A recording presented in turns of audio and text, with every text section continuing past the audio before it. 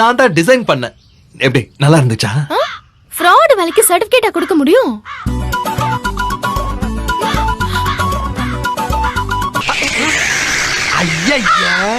என்னடா காக்கா ஆயிருந்துச்சு.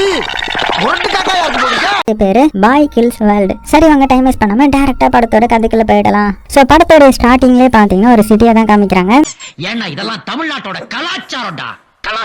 சோ இந்த சிட்டியை வந்து ஒரு கொடூரமான ஃபேமிலி தான் ரூல் பண்ணிட்டு இருக்காங்க. அதாவது இந்த சிட்டில என்ன நடக்கணும் என்ன நடக்க கூடாதுன்னு ஒரு ஃபேமிலி தான் தீர்மானம் பண்ணுவாங்க. சோ அந்த ஃபேமிலியோட பேரு தான் ஈவில் வேண்டோர் கொய் ஃபேமிலி. அது போக அந்த ஃபேமிலி இந்த சிட்டி மக்களை எப்படி பயமுறுத்தி வச்சிருக்காங்க தெரியுமா? வருஷத்துக்கு ஒரு வாட்டி ஒரு கேம் மாதிரி நடத்துவாங்க. எப்படின்னா அந்த ஃபேமிலியோட ஹெட் வந்து ஒரு லேடி இருப்பாங்க. அந்த லேடிக்கு யாரெல்லாம் பிடிக்கலையோ அவங்கள இருந்து ஒரு 12 பேரை செலக்ட் பண்ணி அந்த கேம்குள்ள விட்டுருவாங்க. அது போக அதை லைவா டெலிகாஸ்ட் வர பண்ணுவாங்க. எப்படின்னா அந்த 12 பேரும் உயிருக்கு பயந்து ஓடணும். உள்ள இருக்கிற வேட்டையாளர் அந்த 12 பேரை கொடூரமா வெறித்தனமா வேட்டையாடுவாங்க. சோ இதுதான் அந்த கேம். சோ இப்படிப்பட்ட அந்த கொடூரமான கேம் நடத்துறதுனாலயும் இங்க இருக்கிற மக்கள் எல்லாத்தையுமே மிரட்டி வச்சிருக்கிறதுனாலயும் தான் அந்த ஃபேமிலியை பார்த்து எல்லாருமே பயப்படுறாங்க. இப்படி இருக்க அடுத்த சீன்ல சின்ன வயசுல நம்ம ஹீரோ காட்டுறாங்க.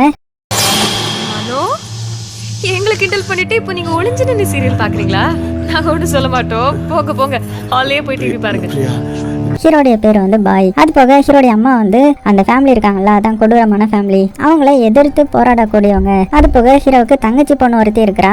சொல்ல போனா ஹீரோவுக்கு ரொம்ப பிடிச்சது இந்த தங்கச்சி பொண்ணு தான். தங்கச்சி பொண்ணுக்கு அவளுடைய அண்ணாவான நம்ம ஹீரோவை ரொம்ப பிடிக்கும். சோ 2 பேரும் சேர்ந்து ஊர் சுத்துறது, 2 பேரும் சேர்ந்து சின்ன கேம் விளையாடுறது, அது போக வெளியில போகும்போது இந்த ஸ்டாச்சு முன்னாடி நின்று கை விரல்களை வச்சு சும்மா போஸ் கொடுக்கறது, இப்படின்னு ஜாலியா இவங்களுடைய லைஃப் போயிட்டு இருக்கும் போதுதான் ஒரு பெரிய பிரச்சனை வருது. என்னன்னா அந்த ஃபேமிலியோட ஹெட் இருக்கா இல்லையா, அந்த லேடி என்ன பண்றானா 12 பேரை வருஷத்துக்கு வருஷம் செலக்ட் பண்ணுவோம் இல்லையா, அப்படி செலக்ட் பண்ணும்போது இந்த ஃபேமிலியையும் செலக்ட் பண்ணிடுறாங்க. அதான் நம்ம ஹீரோடைய ஃபேமிலி. அப்புறம் என்ன, ஹீரோடைய ஃபேமிலி இழுத்துட்டு போறாங்க. ஹீரோல தாங்க முடியல, கத்துறான். இருந்தாலும் இவனுடைய ஃபேமிலியை ஷூட் பண்ணி கொலை பண்ணிட்டு இவனாவே சாகட்டும்னு சொல்லி காட்டுக்குள்ளேயே விட்டுறாங்க.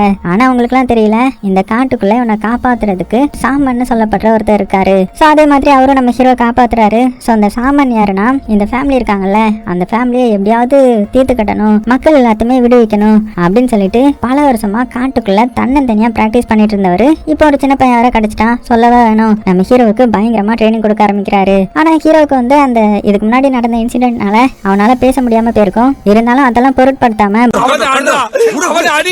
பயங்கரமா ட்ரைனிங் பண்ண ஆரம்பிக்கிறான். சோ அந்த ட்ரைனிங்ல மார்ஷியல் ஆர்ட்ஸ்ல இருந்து இந்த ஸ்ட்ரென்த் ட்ரைனிங்காக ஒரு பெரிய சிலையோடைய தலைய கீழே இருந்து மலை மேல உருட்டிட்டு போகணும். அது போக தைரியம் வர வைக்கிறதுக்கான ட்ரைனிங் என்ன தெரியுமா, இந்த சாமான் இருக்காருல, இவரு நம்ம ஹீரோவை குழி தோண்டி உள்ள வந்து புதைச்சு வச்சிருவாரு. அப்ப எப்படி மூச்சு விடுவான் அப்படின்னு பார்த்தா இந்த மூங்கில் இருக்குல்ல, அதை வந்து கீழே கொடுத்துருப்பாரு. சோ அது மூலமா தான் நம்ம ஹீரோவால மூச்சு விட முடியும். அது போக சாப்பிடுறதுக்கு என்னதுன்னா அந்த மூங்கில் ஓட்டையை நோக்கி சின்ன புழுக்கள் வண்டெல்லாம் வரும்ல, அந்த வண்டத்தின்னு தான் நம்ம ஹீரோ வந்து மண்ணுக்குள்ள இருக்கணும். ஒருவேளை அது முடியாம நம்ம ஹீரோ வேகமா வெளியில வந்துட்டானா மறுபடியும் புதைச்சு வச்சிருவாரு. இந்த மாதிரி ஒரு கொடூரமான ட்ரைனிங் வந்து நம்ம ஹீரோவுக்கு கொடுக்குறாரு. சாப்பாடும் அந்த அளவுக்கு பெருசா இருக்காது, டெய்லி போட்டதே தான் ரிட்டர்ன் வந்து போட்டுட்டே இருப்பாரு. சோ இந்த அளவுக்கு கொடுமைப்படுத்தி தான் நம்ம ஹீரோ வந்து பயங்கரமா ட்ரெயின் பண்ணி வளர்க்குறாரு. எதுக்குன்னா அந்த கொலைகார ஃபேமிலியை கொலை பண்றதுக்காக. சோ இதெல்லாம் பார்த்தாதுன்னு இந்த சாமன் இன்னும் நிறைய என்ன பண்ணுவாருன்னா, சில நைட் அப்போ இந்த ட்ரக்ஸ் எல்லாம் இருக்கு இல்லையா, அதுல ஒரு வித்தியாசமான ட்ரக் எடுத்து இவனுடைய மூஞ்சிலேயே புகைய ஊதுவாரு. அப்படி ஊதும் போது இவனுடைய ஃபேமிலியை அவங்க கொலை பண்ணது, அதனால இவன் காட்டுக்குள்ள வந்தது, இப்படி ட்ரைனிங் எடுத்ததுலான்ற மாதிரி பயங்கரமா பழைய விஷயங்களை மறக்காம வச்சிருக்கோம். சோ இதெல்லாம் இப்படி ஒரு சைடு போயிட்டு இருக்க.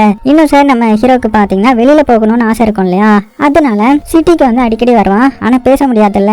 சோ மத்தவங்க என்ன பேசுறாங்க அப்படின்னு அவங்களுடைய லிப்ஸை வச்சு அதை அசைறது மூலமாவே அதை புரிஞ்சுப்பான். சோ இப்படியே நாட்களும் போகுது. போக ட்ரைனிங்கும் பயங்கரமா அதிகரிக்குது. நம்ம ஹீரோ வந்து பயங்கரமா வளர்ந்துட்டான். அவனுடைய உடம்பு எந்த அளவுக்கு தாங்குமோ அந்த அளவுக்கு நம்ம ஹீரோ வந்து பவர்ஃபுல் ஆயிட்டான். இப்படி இருக்க ஒரு நாள் இந்த சாமன் வந்து நம்ம ஹீரோ டெஸ்ட் பண்றதுக்காக ஹீரோ கிட்ட சண்டை போடுறாரு. ஹீரோவும் பதிலுக்கு பயங்கரமா சண்டை போடுறான். ஒரு கட்டத்துல அவர் வச்சிருந்த சின்ன கத்தியை எடுத்து அவர் தோக்கடிக்கலான்னு வரும்போது திடீர்னு நம்ம ஹீரோவுக்கு அவனுடைய தங்கச்சியோட ஹாலோசினேஷன் வந்துருது.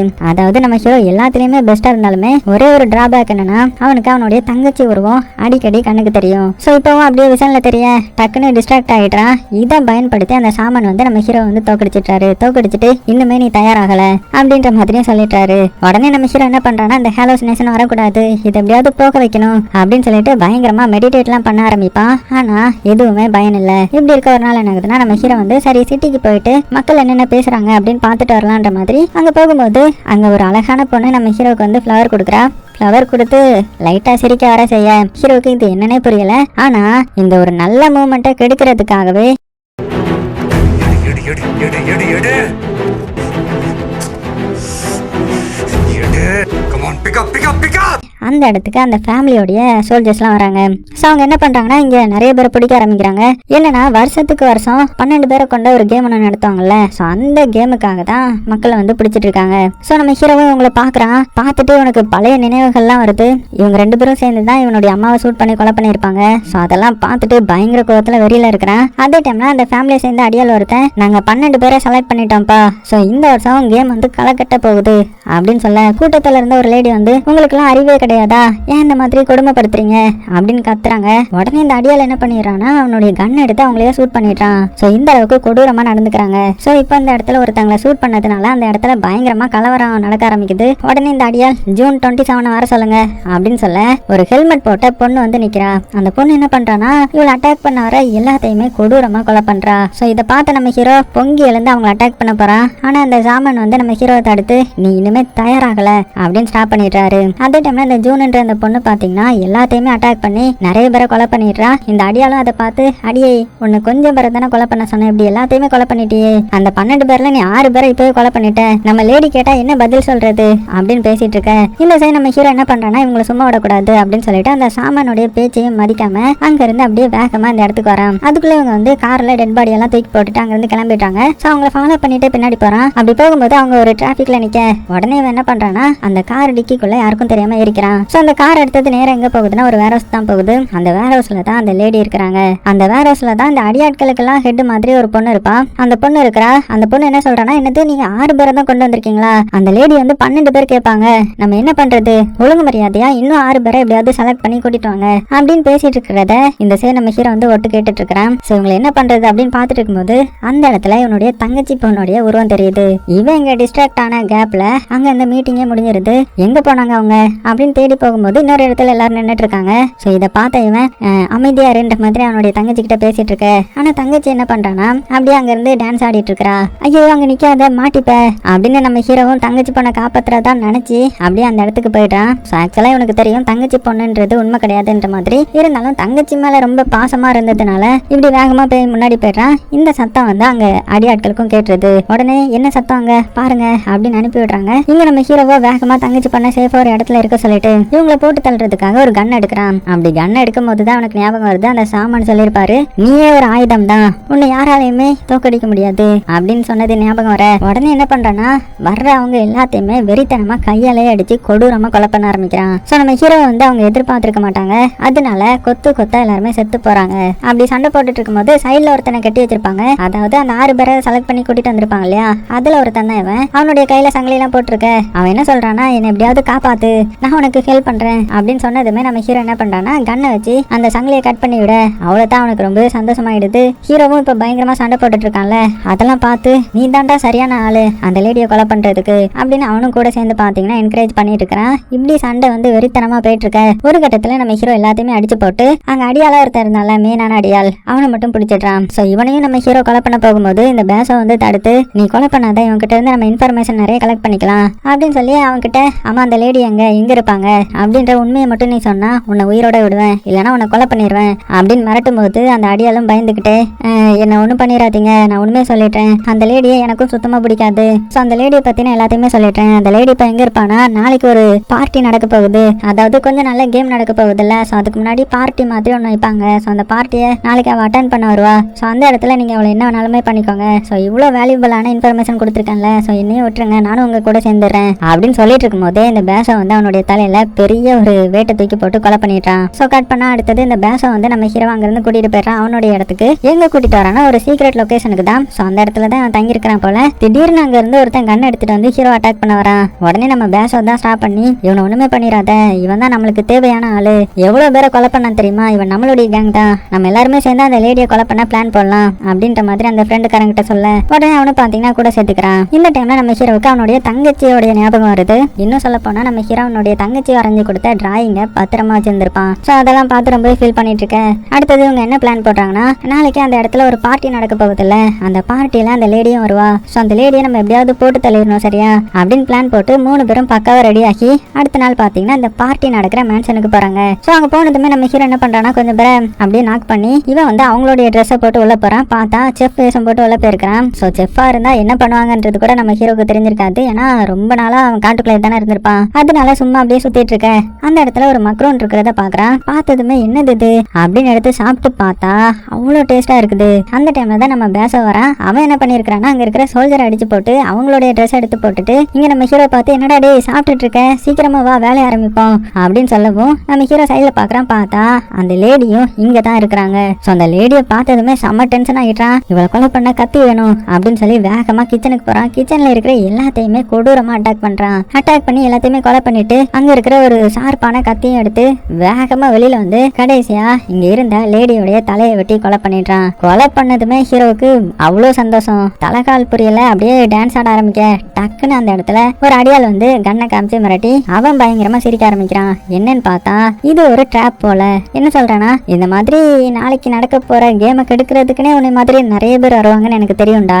அதனால இங்க இருந்தது எல்லாமே ஆக்டர்ஸ் தான், யாருமே ரியல் கிடையாது. இந்த வருஷம் உன்னை மாதிரி ஒரு முட்டா பையன் வந்து வசமா மாட்டிக்கிட்டான் அப்படின்னு சொல்லிட்டு இருக்கும் போது டக்குன்னு நம்ம ஹீரோ என்ன பண்ணிடுறானா, அவன் அசந்த கேப்ல அவனுடைய கண்ணை பிடிங்கி அவனுடைய தலையில பாயிண்ட் பண்ண. இப்ப தான் அந்த ஜூன் 27 என்ட்ரி. அந்த பொண்ணு என்ன பண்றானா, பின்னாடி வழியா வந்து நம்ம ஹீரோ அடிக்க 2 பேருக்கும் இப்ப பயங்கரமான சண்டை நடக்க ஆரம்பிக்குது. மாத்தி மாத்தி சண்டை போட்டுக்கிறாங்க. அந்த பொண்ணு பாத்தீங்கன்னா பயங்கரமா அடிக்கிறா. அப்படி சண்டை போடும்போது அந்த பொண்ணுடைய ஹெல்மெட் வந்து நம்ம ஹீரோ வந்து கலட்டிடுறான். அப்ப அந்த தங்கச்சி பொண்ணுடைய இல்யூஷன் வந்து பாரு இந்த பொண்ணு எவ்வளவு அழகா இருக்கா.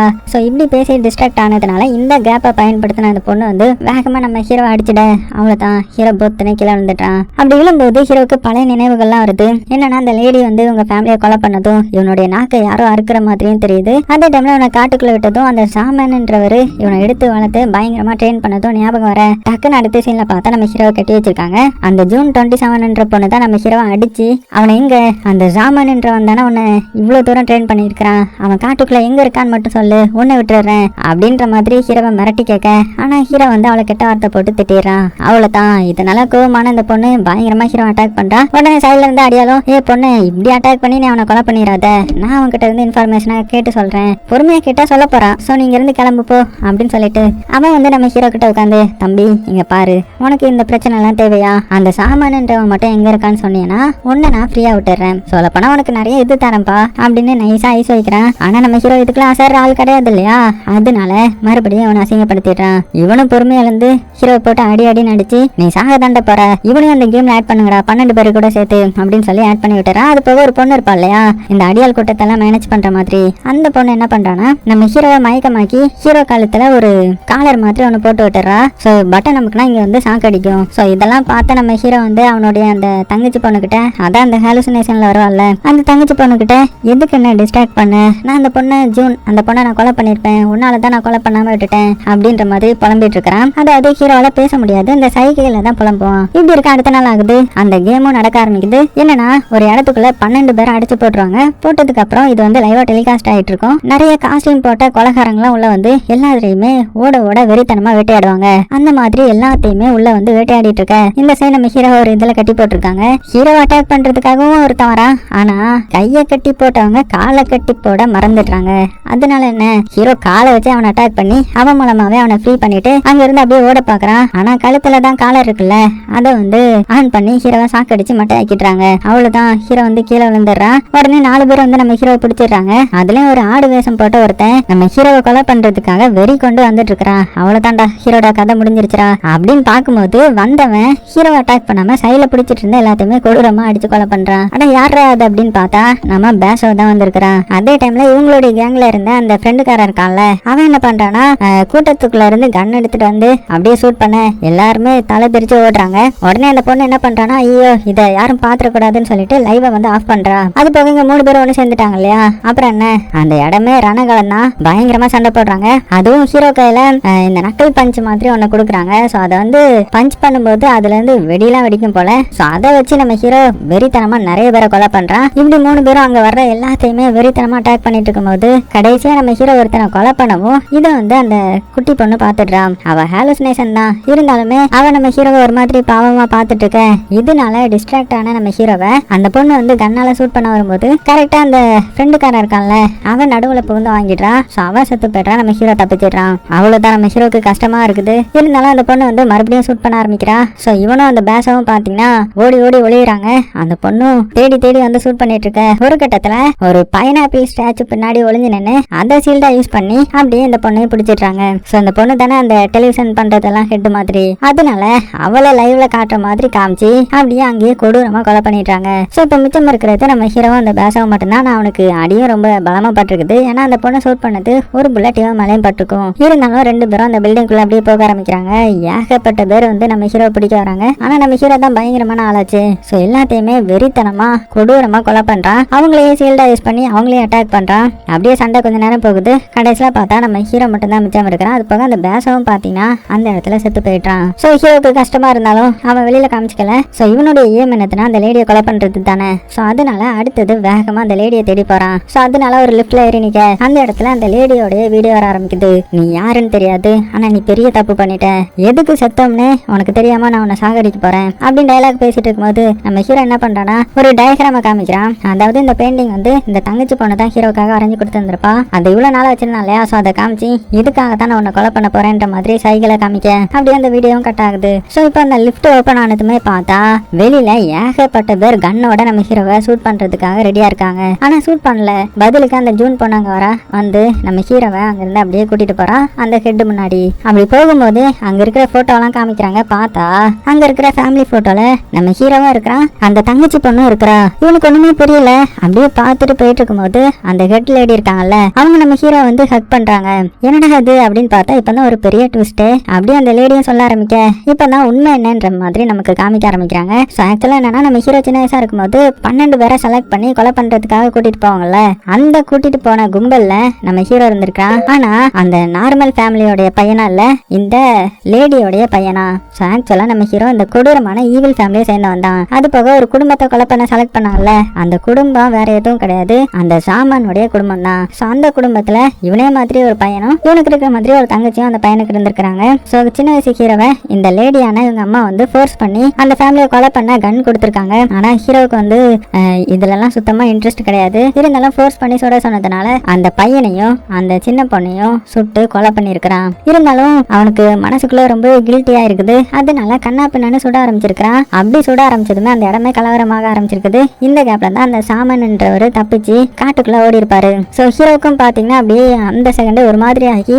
அவன் பண்ண தப்ப நினைச்சு வேகமா காட்டுக்குள்ள ஓடிடுறான். சோ அந்த காட்டுக்குள்ள வச்சுதான் அந்த சாமன்ன்றவரும் நம்ம ஹீரோவை பார்த்திருக்காரு. பார்த்துட்டு அவனை கொலை பண்ணணும்ன்ற மாதிரி ட்ரை பண்ணிருக்காரு. இருந்தாலும் கொலை பண்ணாம சரி ஓகே இவனை வச்சு நம்ம அவனுடைய ஃபேமிலியவே கொலை பண்ணுவோம் அப்படின்னு சொல்லிதான் அவனுடைய நாக்க அறுத்து அவனுடைய காதை எரிச்சு பயங்கரமா ட்ரைனிங் கொடுக்க ஆரம்பிச்சிருக்காரு. ஹீரோவுக்கு எப்படி மறந்துருக்கும்னா எல்லாமே ஒரு ட்ரக்ஸை வந்து ஹீரோ மூஞ்சிலே ஊதுவார் இல்லையா, அந்த புகை தான் இந்த எல்லாத்துக்குமே காரணம். அது போக ஹீரோக்குள்ளேயே நிறைய கில்ட் இருந்திருக்கும்ல, அதெல்லாம் சேர்ந்து கலந்துதான் ஹீரோக்கு எல்லாமே மறந்து போய் அவனுடைய தங்கச்சி மட்டும் ஹாலுசினேஷன்ல தெரிய ஆரம்பிச்சிருப்பா. அது போக அவர் வளர்க்கும் போது இந்த மாதிரி உன்னுடைய ஃபேமிலியை அவங்க தான் கொலை பண்ணாங்க, நீ தான் அவங்களை கொலை பண்ணணும் அப்படின்னு சொல்லி தான் வளர்த்திருந்திருப்பான். சோ இப்போ இதெல்லாம் நம்ம ஹீரோக்கு இங்க புரிய வர அந்த லேடி பாத்தீங்கன்னா டக்குன்னு அந்த ஜூனுடைய ஹெல்மெட்டை கலட்டி இதுதான் உன்னுடைய தங்கச்சி அப்படின்னு சொல்ல அவ்வளவுதான் ஹீரோவுக்கு பார்த்ததுமே ரொம்பவே கஷ்டமாயிடுது. ஏன்னா ஹீரோவுக்கு ரொம்பவே பிடிச்சது அவனுடைய தங்கச்சி தானே. சோ அவன் முன்னாடி அப்படியே நீல் டவுன் போட்டுறான். ஏன்னா இத்தனை வருஷம் செத்துட்டான்னு நினைச்ச தங்கச்சி உயிரோட இருக்கான்றது தெரிஞ்சதுமே அப்படியே சந்தோஷத்துல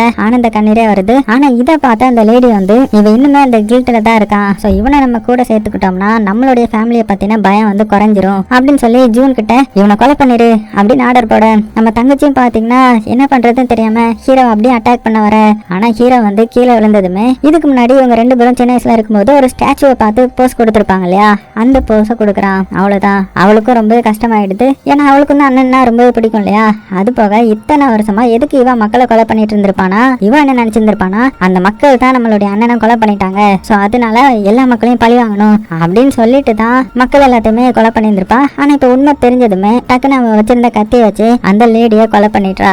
அப்புறம் என்ன இவங்க ரெண்டு பேரும் இப்போ ஒன்று சேர்ந்துட்டாங்க. பயங்கரமான ஃபைட்டே நடக்குது. வெறித்தனமா இவங்க ரெண்டு பேரும் சேர்ந்து எல்லாரையுமே அட்டாக் பண்றாங்க. கிட்டத்தட்ட கொஞ்ச நேரத்திலேயே எல்லாரையுமே அட்டாக் பண்ணிடுறாங்க. சோ எல்லாமே முடிஞ்சு போகுது. அந்த லேடியும் செத்து போயிட்டான் இல்லையா. சோ எல்லாம் முடிஞ்சதுன்னு சொல்லிட்டு ரெண்டு பேரும் ரொம்பவே வீக்கா அந்த இடத்துல இருந்து கிளம்பலான்னு வெளியில வரும்போது வெளியில பார்த்தா அந்த அந்த சாமான்ன்றவர் நிக்கிறாரு. அவருக்கு பயங்கர கோவம். என்னதான் அந்த லேடி செத்து போனாலுமே இந்த பொண்ணு சாகணும் அப்படின்னு சொல்லி இந்த பொண்ணை கொலை பண்ணிருன்ற மாதிரி சொல்றாரு. ஆனா நம்ம ஹீரோவால எப்படி கொலை பண்ண முடியும்? சோ கொலை பண்ண முடியல. அதனால அவரே கொலை பண்ண ட்ரை பண்றாரு. இதனால இவங்களுக்குள்ளே இப்ப சண்டை வர ஆரம்பிக்குது. இந்த உதவால இவங்க 2 பேரும் சேர்ந்து பயங்கரமா எதிர்க்கிறாங்க. ஆனா அவர் பாத்தீங்கன்னா பயங்கரமா மூவ்மெண்ட் எல்லாம் போட்டு பயங்கரமா சண்டை போட்டுட்டு இருக்காரு. ஒரு கட்டத்துல அவர் ஒரு சின்ன கத்தி வச்சிருப்பார் இல்லையா, அதை வச்சு நம்ம தங்கச்சி பொண்ணு அட்டாக் பண்ணிட உடனே நம்ம ஹீரோ வந்து அவர் அட்டாக் பண்றான். அவர் அசந்த நேரத்துல அவர்கிட்ட இருக்கிற நெக்லஸே பிடுங்கி அதை வச்சு அவர் அட்டாக் பண்ணி ஒரு கட்டத்துல அவரை கொலை பண்ணலான்னு போகும்போது இந்த டைம்ல இந்த தங்கச்சி பொண்ணு, அதான் அந்த சின்ன தங்கச்சி பொண்ணுடைய ஹாலுசினேஷன் வந்து அவளுடைய உதவி மூலமாவே இவரையும் கொலை பண்ணிடுறான். சோ இதெல்லாமே தங்கச்சிக்காக தான் ஸ்டார்ட் ஆச்சு. சோ இப்ப தங்கச்சி கிடைச்சதுனால எல்லாத்தையுமே விட்டுட்டு அப்படியே அங்க இருந்து 2 பேரும் வெளியில போறாங்க. சோ கடைசி சீன்ல 2 பேரும் ஒரு கைவிடப்பட்ட பில்டிங்ல இருந்து இவங்களுக்கு பிடிச்ச, அதாவது சின்ன வயசுல பிடிச்ச கார்ட்டூனை பாக்குற மாதிரி காமிச்சு இந்த படத்தை முடிக்கிறாங்க.